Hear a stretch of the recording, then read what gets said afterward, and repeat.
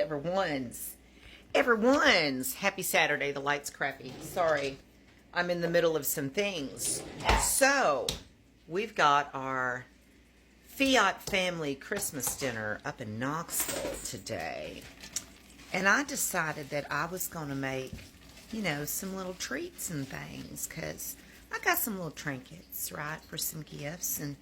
But I wanted to make some food. Y'all know that's my love language. So, we're going to try gluten-free. Everything I've made is gluten-free because we have one family member that is gluten-free. And she gets bypassed a whole bunch. Sometimes there's like maybe one thing that's gluten-free, right? But the plethora of things are not. So this time I thought I'd just flip the script a little bit and everything's going to be gluten-free. So we are going to try a bourbon toasted pecan chocolate chip dump cookie. Why is it called a dump cookie? Because I'm going to dump a bunch of other stuff in it. That's why. So I got two things going right now. Let me turn you around and I'll show you where we is. All right, so we are toasting our pecans.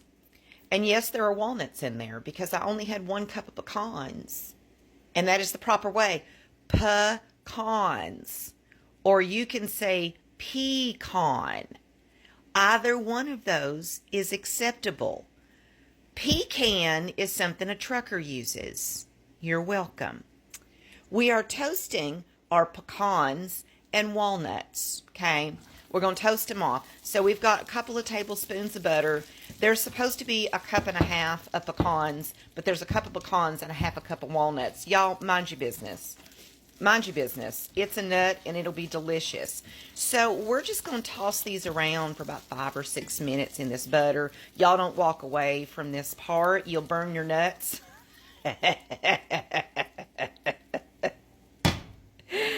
I said what I said, and nobody likes burned nuts, so don't be burning your nuts. We just want them golden brown. And back in her, this recipe calls for browned butter. So we have 2 sticks of butter, and I have it on medium heat, and I actually cut it up so it would make it easier to melt down. So another thing you need to be careful with, this needs to go. It will kind of clarify. Don't stir this. And it will start to turn brown on the bottom and turn very nutty and toasty, and it's delicious. And that's going to be the binder for the cookies. So y'all come back in a few. I don't want to burn my nuts.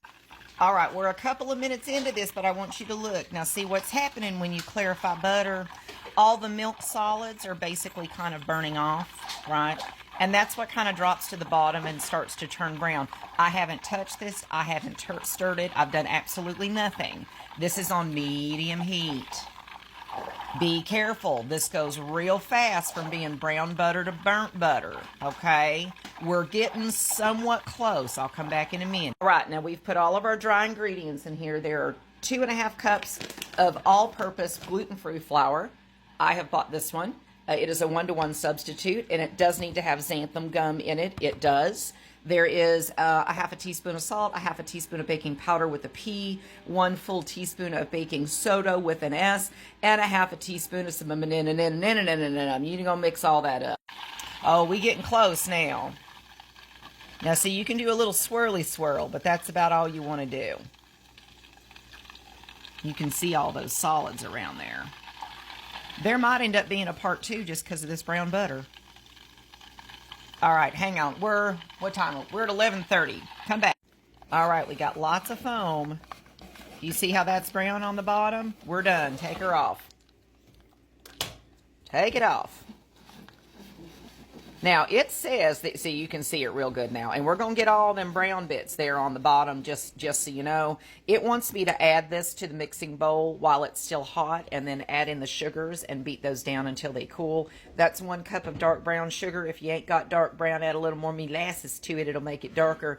And 1/2 cup of regular sugar. We're going to go put that over in the mixer and we're going to let her go. All right, see all them little brown bits? Try to get as much of that off the bottom of the saucepan as you can get, because that's where all the flavor is. Add your sugar. All right. We're going to mixy. All right. So as I've said before, and this is just me, I try to avoid using any plastic when I'm making anything that's gluten-free. And since I'm not a gluten-free home, I clean everything out with vinegar before we do it. I like to use metal and glass. So metal measuring, glass, whatever I can get. I have everything in glass or ceramic bowls just to be on the safe side. So I don't have any Rever, which is like a pecan liquor or liqueur.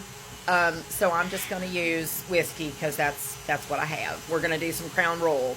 We're going to put 1/4 of a cup and then a teaspoon of vanilla, and then we're going to add that to the sugars as soon as it cools down, and 2 room temperature eggs. But we don't want to cook the eggs, so that's got to cool. All right, I'm going to be honest with you. That looks like a mess in there.